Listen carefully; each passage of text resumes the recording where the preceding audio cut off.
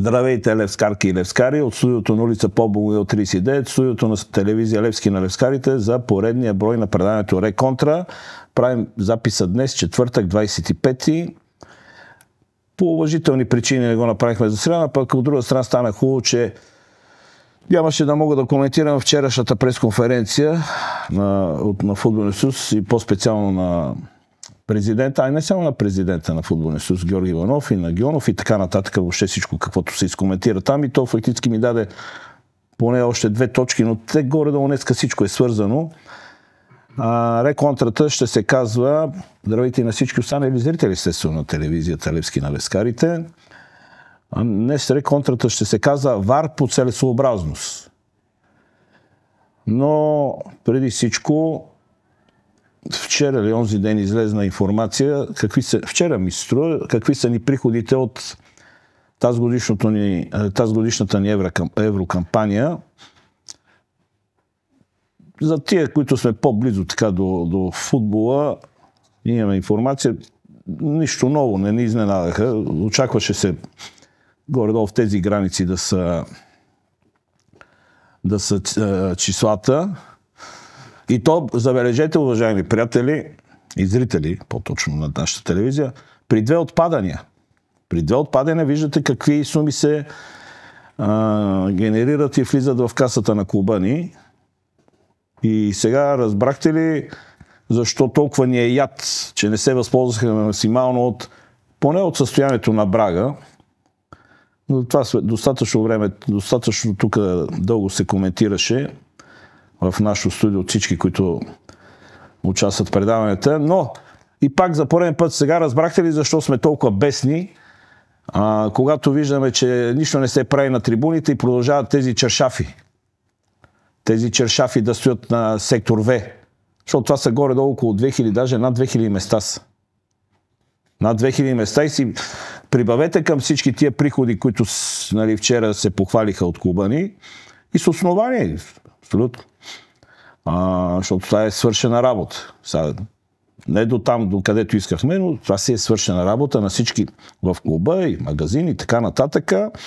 Но представете си колко 5-6 домакинства ли минаха до сега на Гирена. Даже повече трябва да са, май.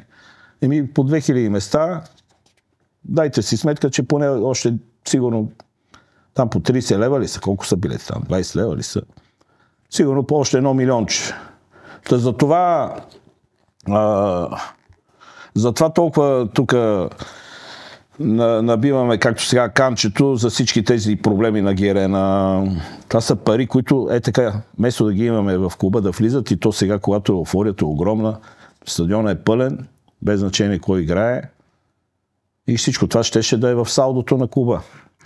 Точките днес са: първа точка ВАР по целесообразност, втора слугата на хегемона, трета спомен за Шибил, четвърта трясъкът на вратата, пета Сулио и Пулио, шеста и пак за честа на перото, седма типстери с бутонки. И сега, първа точка, ВАР по целесообразност. Мина така наречения матч, който общо взето щеше да даде посока за кой ще спечели титлата в края на годината, футболната. Ясно е, че поне тук всички, с които контактувам аз, не само в нашото студио, ами по принцип, сме крайно недоволни от резултата 0-0, тъй като ги изпуснахме.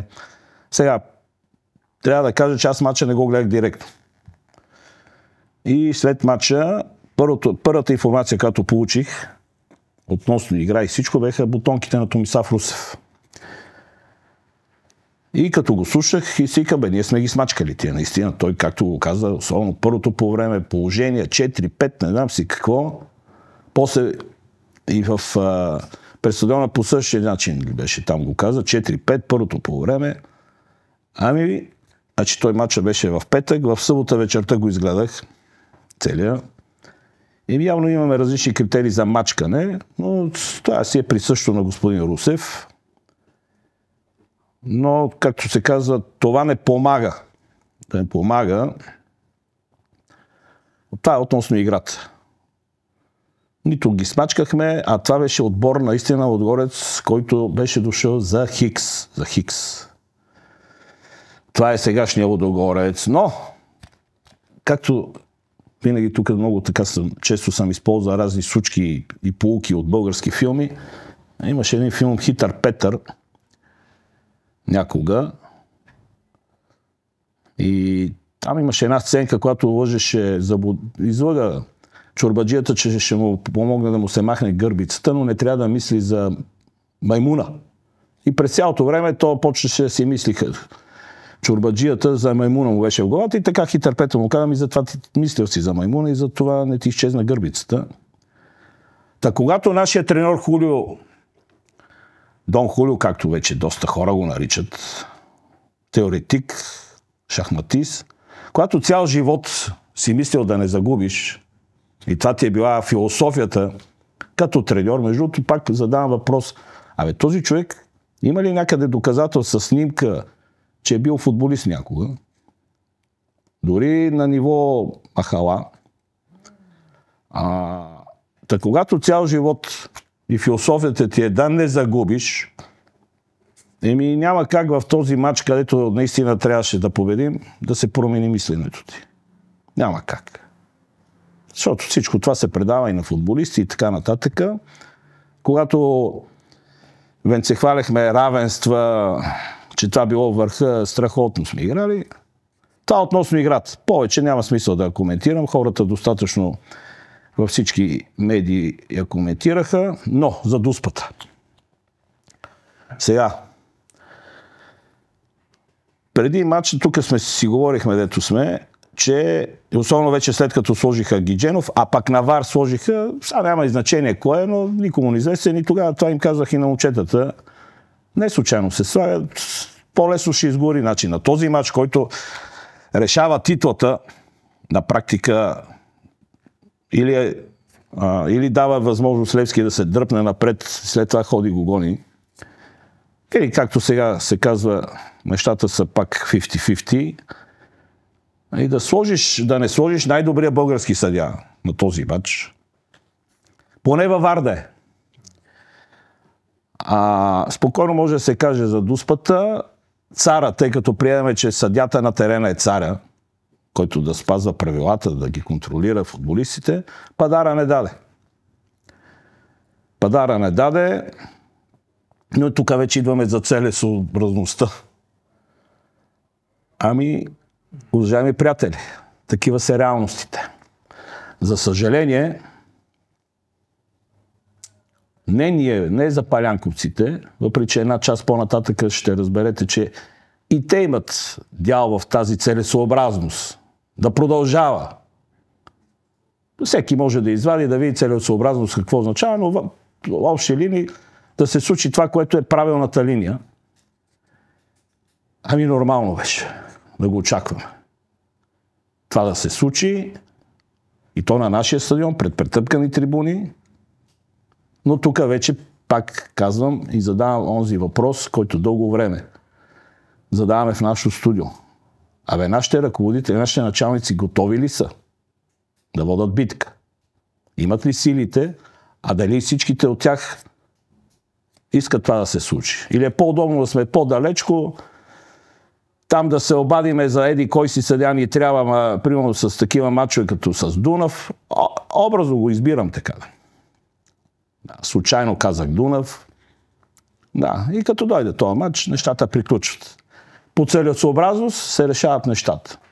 То пък за майтап наистина се получи такава комична ситуация.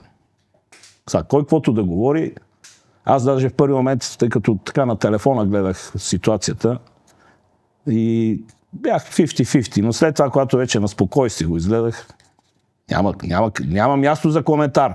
Още повече специалистите казаха, и то специалисти, са не като мен лаици такива, за палянковци, че ВАР отменя решение на съдята и го вика само когато има фрапантна грешка на съдята. Нито беше фрапантна грешка, нито нищо. Друг е въпросът, че това става и не е в края на по времето, тъй като после видях, че доста време имало 10 минути имаше забавяне, не е в 45-та минута, но това няма значение. Друг е въпросът, че след това имаше цяло по време, още Ние с нищо не направихме. Това е другата тема. Аз говоря конкретно за Дуспата. За Дуспата. И тук по-нататък ще стане въпроси за това. За нашите шефове и по-специално за нашия президент и председател на надзорен съвет. И въпреки всичко, пак нашата си тема тук, която доста често я коментираме, извън групата за този матч, най-важният матч, поне до Нова година, бяха 4 човека с заплата 120 000 лева. Обща заплата. 4 човека бяха извън групата, начало с този, който поне към този момент взима най-голяма заплата, или има 17 000 евро. 4 човека извън групата с 120 000 лева заплата. Това ако не сме си надвили над масрафа, както казва народа, какво е? И питам, ако не станем шампиони, какво става? А от това, което видях Дуспата, защото и миналото не помните, пак ще припомня реконтра наша тук. Нека отстрела да започне сега. То пък за късмет видяхте. Точно в един много сублимен момент за прекия ни съперник. Наистина сублимен момент. И видяхте какво се случи. И бие научи мълчанието на шефовете ни. След тази Дуспа. По целесообразност. След този вар по-точно по целесообразност. Прави ли впечатление? Иначе след другите мачове излизаме това, онова. Прави ли впечатление какво мълчание на агнетата? Мълчанието на агнетата. Пуснахме там, искаме запис на вара. И аз си спомнете, приятели левскари. И пак ще си, задайте си го въпроси и отговора е в това, което ще ви окажа. Извинявам се. След този полуфинал победихме 3-2 в Разград. Да. И там Дуспа имаше изгонен Хосе. Само че излезна треньора Станимир Стоилов и какво каза, бе, приятели? Аз се махам от българския футбол. Напускам българския футбол. Точно заради това съдийство. Въпреки, че победихме. Въпреки победата. Защото беше фрапантно. Да, отбор, който беше на не повече от 2 месеца. Матча беше март месец. И кога беше матча? Да. Той излезна и каза. Като видя за какво съди с това въпрос. Че се махва от българския футбол. Става в Левски. Да. И тогава спомняте ли си, пак на същата тая пресконференция или дето пред сектор В се направи. Какво каза мажоритарен и тогава пазителя? Ако продължава така, ще поведа 20 000 левскари, ще ги поведа и камък върху камък няма да остане. Каза и нещо друго, че ако Мъри си тръгне, той 5 минути при него си тръгне, може би е имал преди това да остане, той остана, както виждате. Може би е чакал този момент с този вар по целесообразност. Може би това е било. Да. Може би това е имал преди. Този вар е чакал. Айде де. Айде де, господин мажоритар. Господин президент на Левски и председател на надзорния съвет. Хайде поведете ги хората. Хайде. Какво по-ясно доказателство от този вар по целесообразност? Питам, че нещо не е как трябва. Че на нас гледат като по-нататък ще разберете като какво. Хайде, 98% според господин Папазов седат зад вас. Чакам да поведете тези 20 000. Още повече групата, където, как се казваше, да подкрепим Наско Сираков. Нали така беше, момчета? Там, доколкото знам, са 30 000. Хайде. Ето, вие ги имате тия. Хайде поведете хората. Излезте отпред. Хайде. Ако след този вар по целесообразност вече колко време мина, продължава мълчанието на агнетата, и после, дайте записите, ние искаме чужди съди, глупости на търкалета. Прах в очите на хората. На тези, които искат да бъдат запрашени очите им, не и в нашите очи, които сме тук. В това студио и такива около нас, които са. Тия 2%. Въпреки, че Вили каза, че сме 5. Хайде направете го, господин председател на надзорния съвет и президент на Левски, както Лавчис го направи. Направете го. Въпреки, че вие тогава бяхте от другата страна барикадата, но знаете какво направи Томас Лавчис. Там от руски паметник. Айде. Да. Записите били, не записи какво. Да. И тогава ще опровергаете всички тия съмнения за зависимости. Ще опровергаете, ако го направите това нещо. Заставате там на Герен и се тръгва. Или където ви е по-удобно, примерно. На кръстовището на булевар България и Тодор Каблешков и оттам към футболния съюз. Айде. От тогава ще опровергаете тези съмнения за зависимости, за приятелски отношения. И тогава ще докажете, че наистина сте началник, ръководител или както искате се наречете, мажоритар, който има шампионски амбиции, шампионски менталитет в присъствието на този хегемон. Ма както виждате, мълчание. Покрихме се. Покрихме се. Много ще се радвам да ме опровергаете. Защото имаше един наскок, който когато Зяхци ти каза, Левски стана шампион по декларации, спират се декларациите. Тогава, ако сме били шампиони, сега какви сме? Сега какви сме? Супер шампиони. И така. А иначе е лесно тия там началниците, тримката, заедно с Дон Хулио, който, когато е извън камерите, смея да твърда, уважаеми приятели Левскари, не е толкова културен. Не е такъв пример за благородство. Иначе ви е лесно с анализатора да го тормозите там в тунела, който искаше да напусне и напусна Левски. Лесно е там. Да се правиме на велики, на мъже. Не, застанете и тримата там. Всичките там, шефове, застанете отпред и поведете левскарите. Поведете ги. Чакам. Защото това беше очеизваждаща гавра с Левски, с публиката на Левски, въобще с това, което се стремим да правим, ако е вярно, че искаме да станем шампиони. Да, ние публиката искаме да станем. Ма дали всички искат да станат? И тук се прехвърляме втора точка. Слугата на хегемона. Да се сетих, има една фентази писателка Ли Бардуго ли беше? Нещо такова беше. Ли Бардуго. И тя има един роман фентази такъв. Слуга на дявола. Там за едно слугинче се разказва. Но ако там тия романи нейните са фентази, при нас е реалност. Не е фентази. И сега пак да припомня на една част от левскарите, които между другото тук, не че са ни хули, но питаха какво бе, искате след този там срамния матч в Лудогорец, искате какво бе тия чорбарите ли да ги правиме шампиони? Тогава изиграхме ролята на слуга на хегемона. Така. Ами видяхте ли сега, когато дойде момента така, на хегемона ние да се опънеме, видяхте ли как се отнесе към нас хегемона? И неговите така, кукли на конци. Точно като са слуга.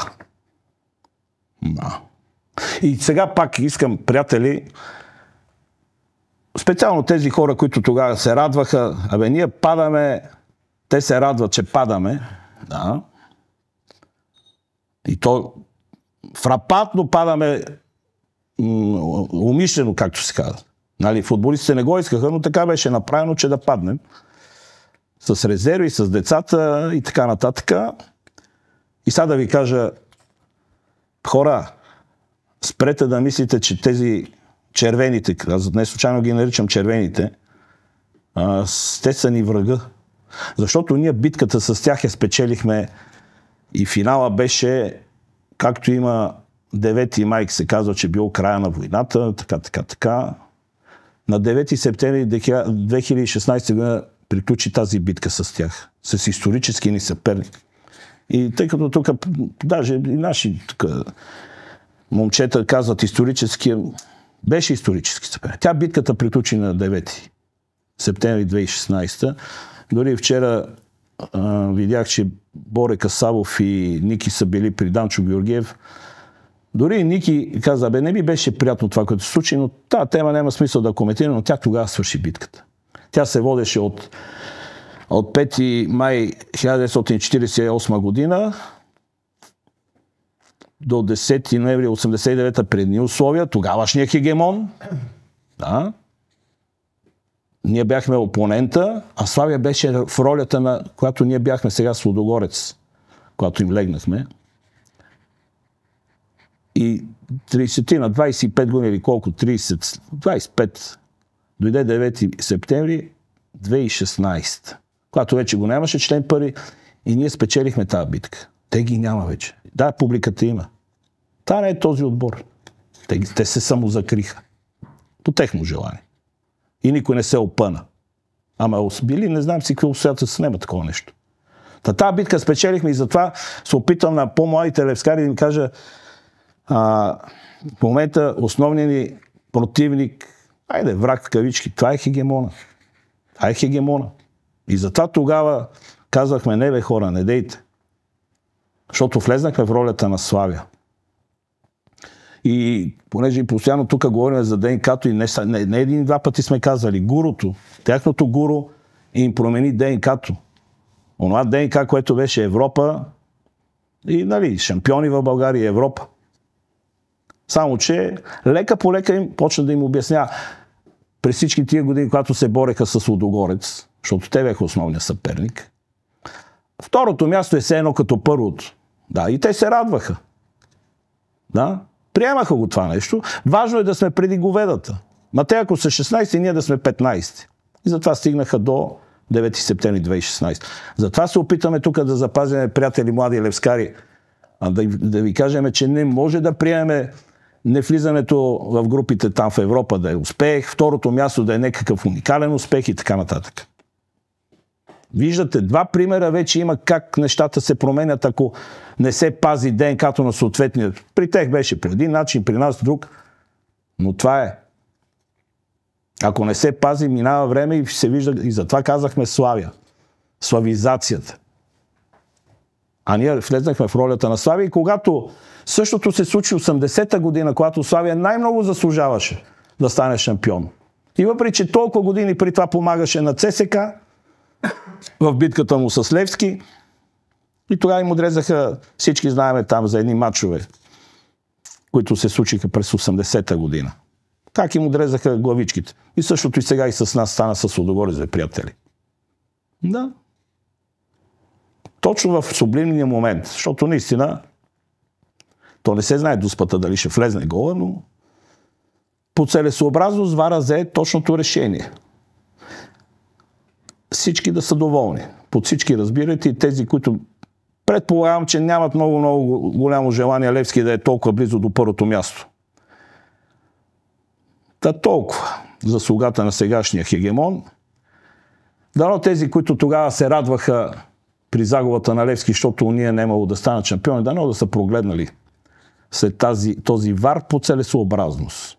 Дано да сте разбрали какво имаме пред, когато всичко това се говори тук в нашото студио. От всички. И защо мислиме по този начин. Трета точка, спомен за Шибил. Сега, разграничавам, подчертавам историята истинската за Шибилого и разказа на Йордан Йовков. Аз говоря за разказа на Йордан Йовков, който беше пресъздаден във филм, в един прекрасен филм, нали, страхотен игра на актьорите и така нататък. И накрая, когато трябваше Петър Слабаков в ролята Шибил и Доротея Тончева в ролята на Рада да се срещат там, той носеше бройницата и карамфила. Бройницата в знак на обещание от бащата на Рада, че няма да бъде убит, и карамфила в знак на любов. А те бяха подредили там около улицата, където ще трябва да се срещнат, за птиета Турски, и зависимост от това каква кърпа ще се дигне, бяла или червена, да бъде убит или да бъде оставен. И този, който играеше Стойчо Мазгалов, си спомня бащата, а и той българин, но не приемаше Рада да се жени, защото ще бил по принцип циганин. И истинския Шибилого, но и във филма. И той дигна червената кърпа. Почнаха да стрелят за птиетата, само че убиха и дъщеря му. И закъсня и дигна бялата кърпа. Защо толкова подробно го разказвам? Защо съм се сетил? Изпратиха ме част от статия на вестник Мач Телеграф. Нямам представа какво е писал, пратиха ми само час увода, за мен беше достатъчно, но и там започва син картон за Дон Хулио. В Мач Телеграф. Сега, ние всички знаем в Мач Телеграф кой пуска инфото. От Левски. Знаем. И за флашката на Йончо едно време, и за парите, дето Ивков, не знам си какво направил, всякакви такива неща. И за да излезе такъв син картон, и така отдолу обяснява как Хулио не бил, един вид не бил, директно си е критика. Какво е син картон? Ами син картон, смисъл, те го дават като предупреждение, че не си е свършил работата, не е влезъл в ритъма на матча, не е успял да използва силата на публиката. Те искат да го въведат, за да може да дадат син картон да почива 10 минути. Така. Да. Това е в футбола. Но тук е критика. Градивна критика. Аз сега го приемам. Сега. Ясно, че този картон не е случайен, който се написа.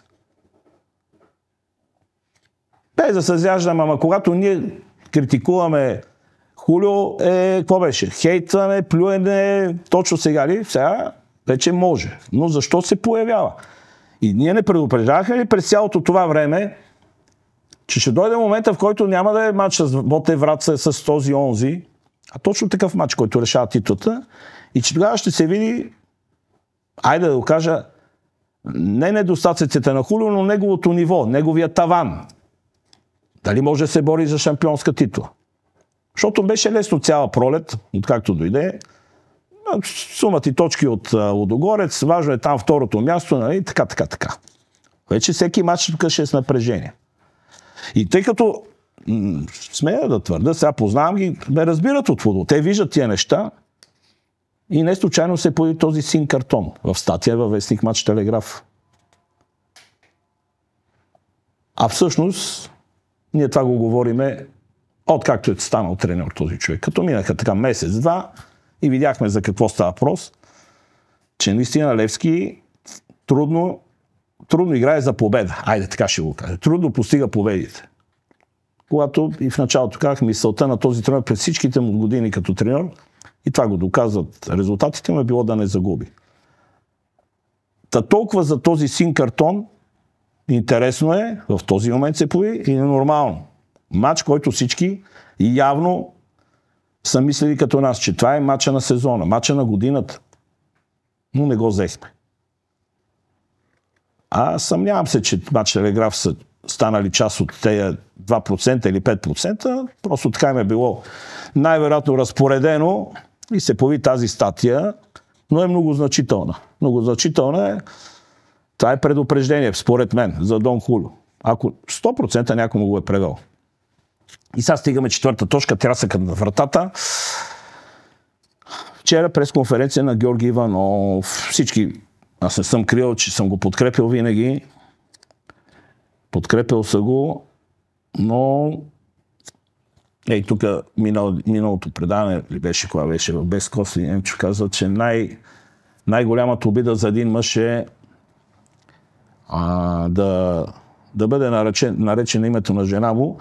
И даже после така с него си говорихме, и друг път съм го казал, също за един мъж е голяма обида да бъде съжаляван. Да бъде съжаляван, да му е, например, на мен ми беше мъчно вчера, като гледах. Наистина го съжалявам и то не за нещо, което се е случило, примерно, дай си Боже, някаква контузия или нещо неприятен. За това, което гледах Георги Иванов, физиономията му, поведението му, защото сега аз, ако бях там журналист, щях да задам, господин Иванов, ваш ли е този избор? На Александър Димитров. Това въпрос бих му задал. Тук само така малко да се пошиваме. Тия Ботев Враца, те люпилне на треньори, на национални селекционери. Там който мине или в ЦСКА става треньор, или на националните отбори. Но Гонзо наистина си изпусна нервите. Всички видяха. И според мен, не е защото там заради Градев, журналиста, който той, без да му каже името, ясно за Томислав Русев, Там май Стенли имаше предвид. Не. Много добре знае, знае, че цяла България знае, че не е негов избор и му е спуснат. Спуснат му. И тъй като той обяснява, там надълго и на широко обясняваше, мъчно ми беше за това момче. Като го гледаха, той всеки си избира пътя в живота. И като обясняваше, че това било последователно, само от младежки, като е така, защото тогава Тошко Симов не стана на младежите. Тошко Янчев кога е бил нещо долу на юношите? Изведнъж пък той на младежите, защото Тошко Симов не стана. Като било някаква такава последователност, кой къде е бил и къде ще стане. Но много добре знае Гонзо, че всички, цяла България знае, футбол на България, че не е негов избор, му е спуснат. Да, защото че си издигал по стълбицата.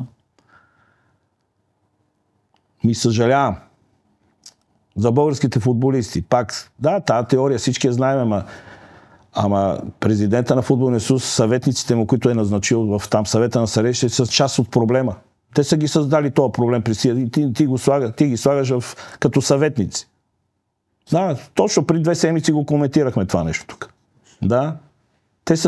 Те са част от тази матрица, довела до сегашната ситуация с юношите.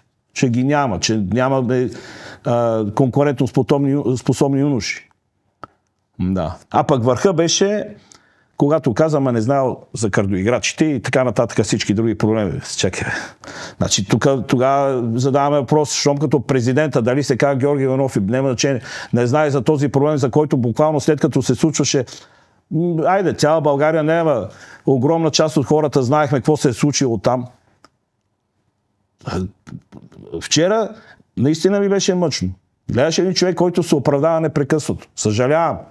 За мен винаги е бил символа на мъжественост и като тръгнеше там като футболист, съжалявам. Жалко. Да. Той не знаел. Не знаел за случките там с картоиграчите и въобще и с Илян и с това къв беше?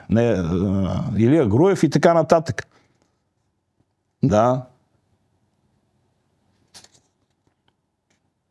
И като е тогава вървял надолу националния отбор, що не го махнахме? Що не го махна, господин Иванов, Илян Илия веднага? Що не го махна? Що не го махна? Още тогава с картоиграчите. Като виждал си, че отбора върви надолу. Имаше един треньор, който казваше, че компромисът е най-прекият път към провала.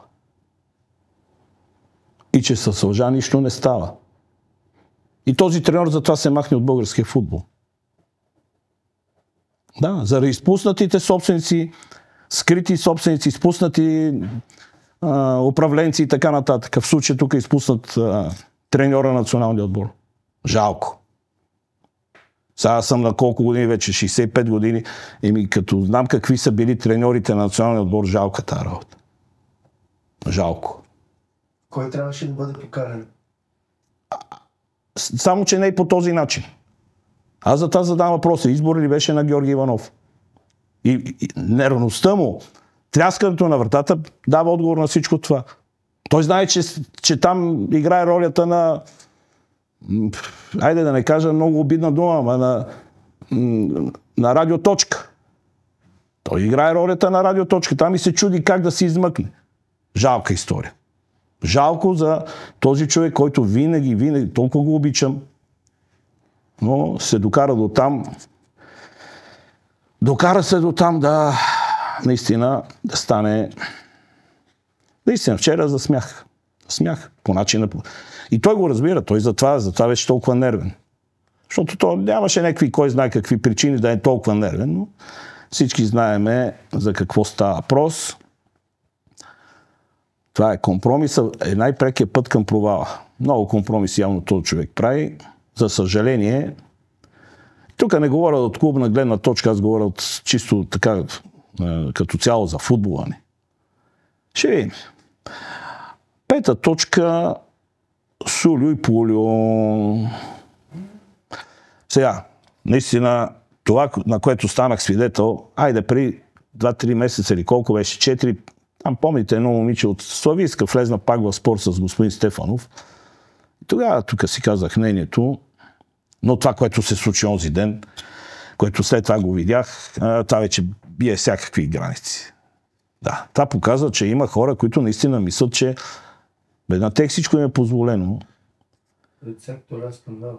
Да, само че Сулио и Пулио, за да се случи това и всичко това с нашия футбол, и тук го коментирахме, миналата реконтра, че Сулио и Пулио застанаха начало на българския футбол преди 35 години, начало на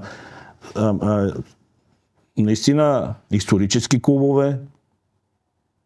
Нали, обобщавам, не на всичките, но като цяло такива хора застанаха начало на българския футбол. И Сулиовщина и Пулиовщината почва да управлява футбола. И всички знаете за какво става въпрос. През тия първите, особено 10 години след 10 ноември. Да? И онзи ден видяхте докъде се докара. Да. Пред стадиона Александър Шаламанов имах честта, удоволствието с бате Сашо с баща ми беше много близък и, както се казва, толкова добре го познавам, който беше символ на коректност, който правеше шпагати, каквито толкова години минаха, още не съм виждал човек. Да, Стефан Аладжов и той, двамата са. Един десен, другия лев бек. Спортсмен. И там пред този стадион, това, което всички станахме свидетели, това е деградация. Това е деградация. И това са хора, които управляват футбола. И по-специално за Славия. Аз винаги съм имал сантименти към Славия. Няма как да съмнявам. Славия винаги била известна. Имаха хор. Сега не го знам, съществували им хора. Славия била винаги примера за интелект, за култура. Не говоря само на терена там, но говоря като публика. През уния преди 50, 60, 70 години. Не знам дали сте имали възможност, но аз го имам писмото. Славия, което в чест на 50 годишното от създаването на Левски. Праща на левскарите, на Левски праща. Да, вечни ни съперник са били. Но винаги в тази общност имало място за култура, приобщуване, за интелект. И това, което видяхме този ден. Това отношение с някакво младо момче, което гледам не повече от на 19-20 години. Да. Там някъде. То си личи, че е спортист. Чакай бе, внук може да ти е, бе, господин Стефанов. Внук може да ти е, бе, човек. А още повече привърженик на Славия. От тия уределите трибуни. Хората ходят. Ето, могат да са по 20-50 човека. Просто това. Като ги чух тия думи, после няколко пъти го пуснах. Съжалявам. Президента на Славия да има такъв речник. И то не от сега. И тук сега, аз не знам колко са останали вече, но когато станаха 96-та, с мои приятели слависти, които на години бяха. И като видях на награждането, защото бях на Василевски, исках с очите си да видя, и като видях колко малко хора са на Славия, става шампион от 43-та, 96-та, след 50 и колко години, там 3. И като видях колко малко са останали, им предупреди ги хора, защото всички знаем за тази титла. Няма лошо. Но всички знаем как стана. Имаше един футболист на Славия, който казваше на Кано Коцов: бате Кано, дай да изиграем един матч, истински ще се забравим футбол да играем. Няма значение. Но ги предупреждавах: ей хора, така хубаво, станахте шампиони. Ще дойде момент, няма да ви остане публика. И стигна се до тука, и тия дечурлиги, дето ходят по мачовете и си дарят гърлата, и ти не мога да го приемам. Ама защото критикували? Е нормално да те критикуват сега. Вижте на кое место е Славия. Съжалявам. Да.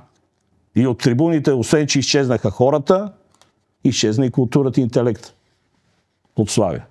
Славия вече е символ. Като кажеш Славия, е това нещо. Ти се набива главата. Е такива някакви думи няма. Нали все пак, нали всички казват, бе, футбола бил за хората. И тя на стадион Славия те хората изчезнаха. И дори тия малко, които останаха, сега ги плашат, че ще им правят еди какво си. Ще ги правят, айде да не съм и аз груп. Просто не мога.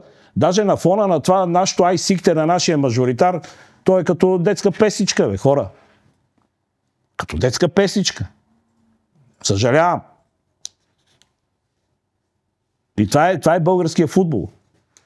Това е българския футбол. И тук пак те нещата са вързани. Шестата ми точка. За честта на перото. Значи, когато Томислав Русев, както се каза, го сложи във фризера, той Томислав го слага в фризера, ама и той обича да слага във фризера. Валю Гранчаров. По повод там някаква изцепка имаше, Гранчаров беше си писал там Фейсбук профил или какво, някакви глупости беше писал там и нашата сектор бе излезна с плакат и той го сложи във фризера.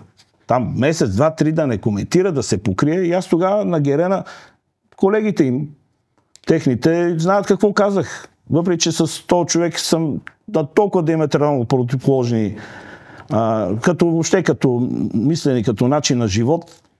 Но казах, защо бе хора? Защо бе Томислав трябва да го защити? Как така ще го слага във фризера? Нещо написал и то във Фейсбук, в личния му профил. Не го е казал в ефир. И тогава го защитих Гранчаров.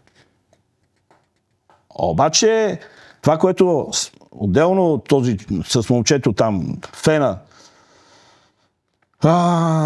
еротичните заплахи на Венци, и като видях как се държа и с Иво Стефанов. И викам, чакай сега, на другия ден ще слушам там, като дойде момента за предаването. И каква защита? Казаха там, колкото да... Вместо да официално да се излезне, да се каже, чакайте бе, хора, аз с много журналисти съм на лично мнение. Аз съм първо за Палянко. Това е президента на Славия. Да, футболен клуб. И начина, по който се отнесе с Иво Стефанов, даже и с онова накрая там. Айде да не го казвам какво и всички разбираме иронията, която вложи. И никой ударих радио, никой не го защити. Да излезат официално. И затова казвам за честта на перото и пак ще припомня ония случай. Най-малкото да излезат и да кажат, аз ако бех на местото на Томислав, спира Дарик радио да отразява събитията, свързани с Славия. Спирам. Край. Докато не се извини. Официално, писмено. Какво каза точно? Ну и пуси си го, ще виж. Аз не искам да го повтарям, защото... Да. Просто най-лесното е. Бойкотираме, бе. Както разказах за бойкота на националите едно време на журналистите. Но понеже всички сте така, и затова на това дареджение футбол, затова ви сложих болшинството, не всички, но огромната част от хората, които отразяват футбола, началниците им особено се е така. Така са. По целесообразност работят. Като вара. Сърдиме се на ония вар по целесообразност, ама и вие сте така. И накрая, вече за капак на всичко, говореше се така. Бях чул, че има нещо такова. Седма точка за типстерите с бутонки. Типстери или хипстери? Добре. Разбирате какво имам пред. И вчера го чух това на пресконференцията. Мислили са да излизат с имената, обаче в последния момент прокуратурата там хванала, че вече на техни мачове залагали. Аз като за Палянко предполагам, че всички ще се съгласите и искам списъците на тези хора да излезнат.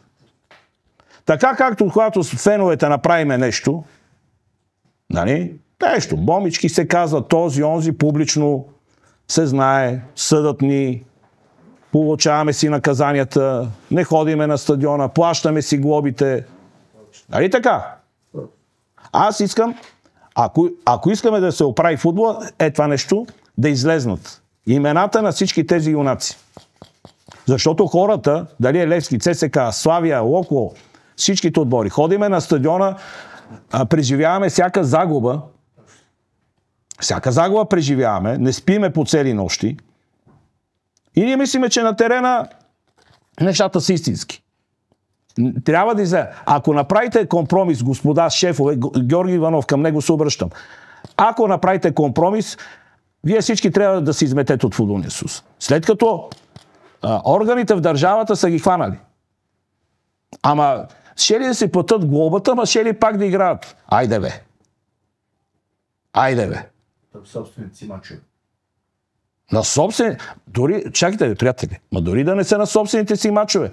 Сега трябва да развиеме теорията. Аз залагам на ония матч, ти залагаш на моя матч. Не е ли така? И пак си играй симулативно. И имената. Господин Иванов, и имената. Направите ли компромиса, съжалявам. Съжалявам. Всички трябва да се изметете. Ако затъйте имената. Гаф, жесток. Помните ли какво се случи с Калчо, какво беше там? Калчо Пополи. Така, в Италия. Кои бяха наказани? Пауло Роси, спомняте си, нали? После говорихме, нали, че от затвора излезна и стана шампион, вкара головете.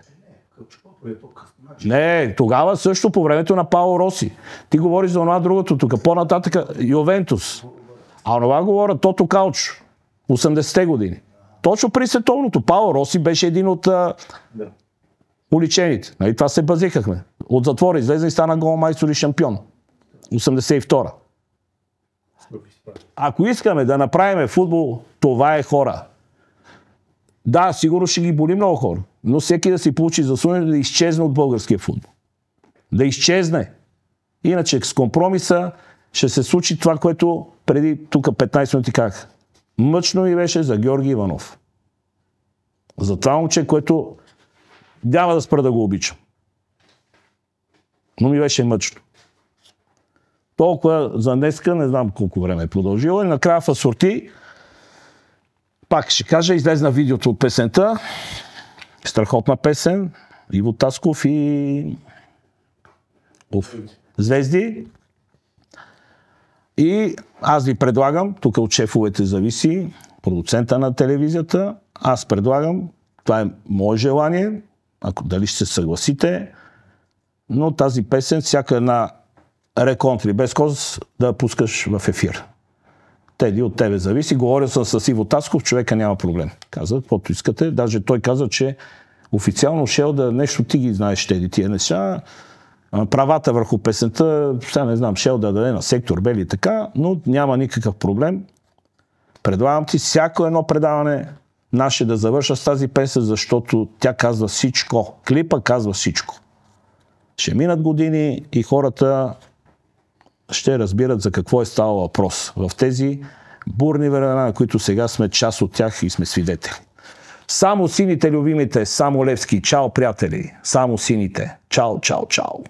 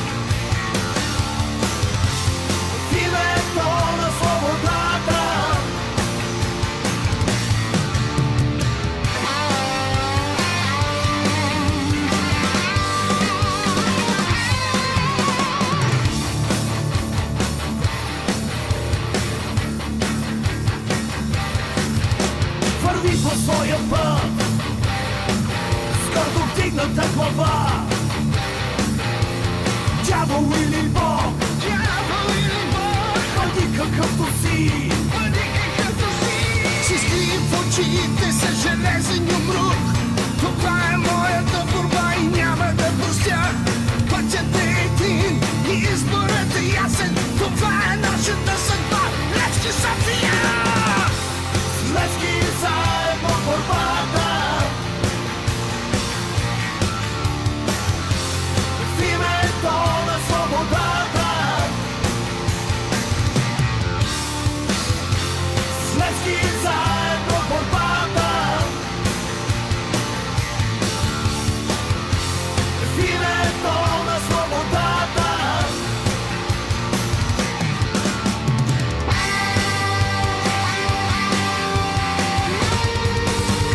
I love you all.